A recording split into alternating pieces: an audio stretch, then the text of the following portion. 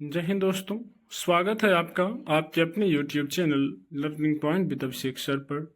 दोस्तों, अगर आप चैनल पर नए हैं तो चैनल को सब्सक्राइब कर लीजिए और बेल आइकन प्रेस कीजिए ताकि आप डेली डिक्टेशन पा सकें। दोस्तों, आप सबके लिए उत्तराखंड APS और EPFO का पेड बैच चलाया जा रहा है, जिसमें आपको 3 डिक्टेशन डेली प्रोवाइड किए जाते हैं। इसकी जो फीस रखी गई है 500 रुपये APS के लिए और 600 रुपये EPFO के लिए रखा गया है। तो अगर आप कोई भी बैच ज्वाइन करना चाहते हैं तो आप इस नंबर पर संपर्क कर सकते हैं 7393976701।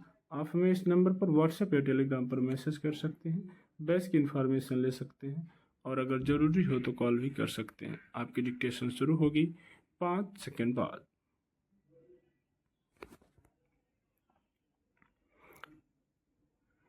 मणिपुर का संघर्ष अब गृह युद्ध जैसी स्थिति में पहुंच चुका है। वहां के मैतेई और कुकी समुदायों के आतंकी संगठन न केवल लक्षित हिंसा बल्कि अत्याधुनिक तकनीक और उपकरणों का उपयोग करने लगे हैं। पिछले हफ्ते हुए 2 हमलों में ड्रोन और रॉकेट का उपयोग किया गया। इम्फल पश्चिम में ड्रोन से बम गिरा कर 3 लोगों की हत्या कर दी गई थी। विष्णुपुर में एक व्यक्ति के घर में घुसकर उसकी हत्या कर दी गई।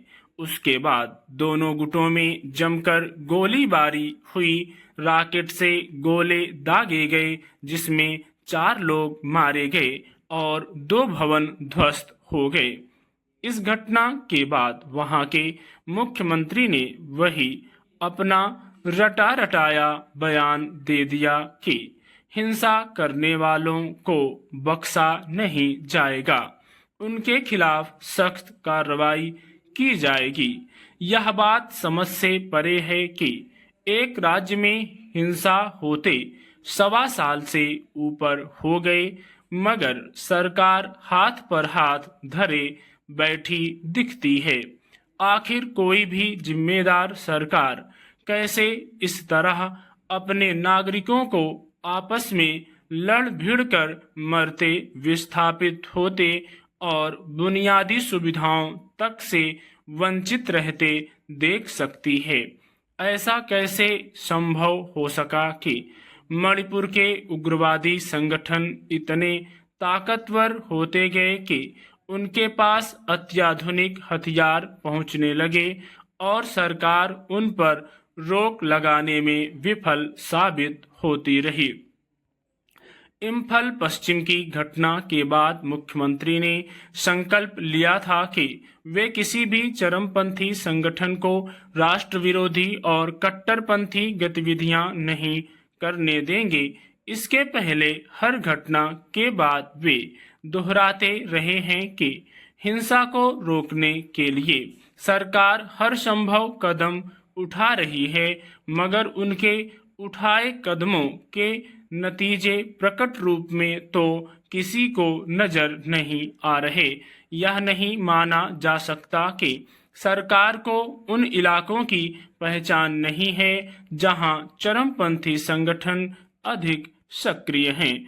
फिर वह उन इलाकों में निगरानी और सख्ती क्यों नहीं बढ़ा पाती? विष्णुपुर में सबसे अधिक हिंसा हो रही है, फिर सरकार ने वहां क्यों सुरक्षा बलों की तैनाती नहीं बढ़ाई?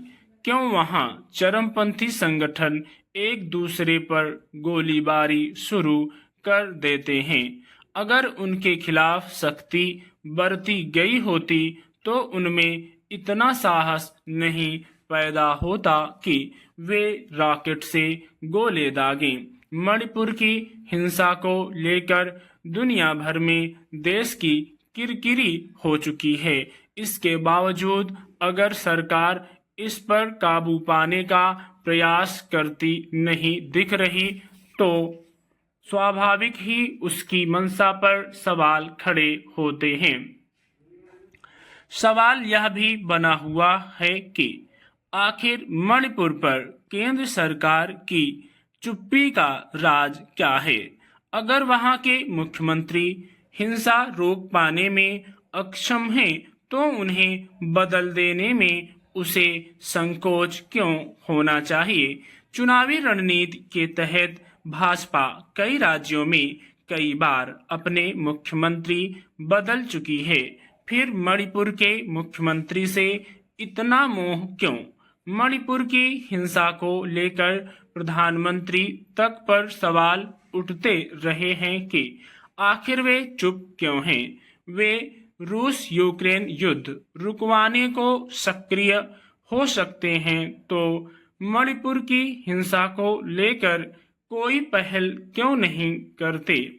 मणिपुर पर चुप्पी और शिथिलता न केवल उस राज्य की तबाही के लिए जिम्मेदार साबित हो रही है, बल्कि भविष्य में इससे बड़े खतरे पैदा होने की आशंका भी गहरी होती है। इस तरह चरमपंथी गतिविधियों पर ढिलाई पूरे देश के लिए खतरनाक साबित हो सकती है। स्टॉप।